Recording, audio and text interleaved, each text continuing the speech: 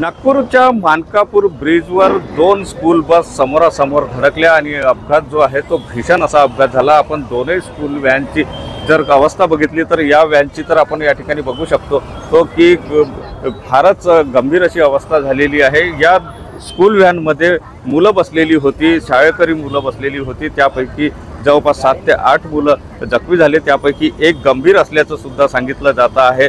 आणि एकंदर जर या ठिकाणी आपण बघितलं तर या ठिकाणी नागरिकांनी काही काळासाठी या ठिकाणी रस्ता रोको सुद्धा केलेला होता आणि या ठिकाणची आपण परिस्थिती जर बघितली तर अपघाताची भीषण अशी परिस्थिती पाहायला मिळते। त्यानंतर आता पोलीस सन्निधी या नागरिकांची समज या ठिकाणी पोलीस काढताना दिसते आहे। आणि महत्त्वाचं म्हणजे या अपघातामध्ये ज्याप्रमाणे ही मुलं जखमी झालेली आहे हा गंभीर प्रकार आहे आणि त्यामुळे नागरिकांनी या ठिकाणी रोष व्यक्त केलेला आहे। नागरिक जर या ठिकाणी आपण बघितले तर हे नागरिक रस्ता रोको करण्यासाठी या ठिकाणी बसले होते। आता पोलीस त्यांची समज काढलेली आहे।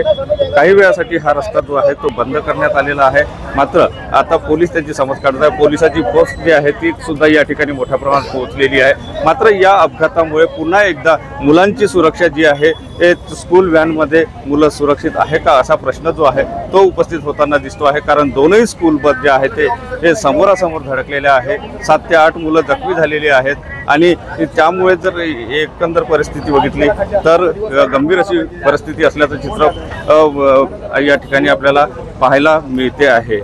कॅमेरामन साईसह सुनील ढगे, TV9 मराठी, नागपूर।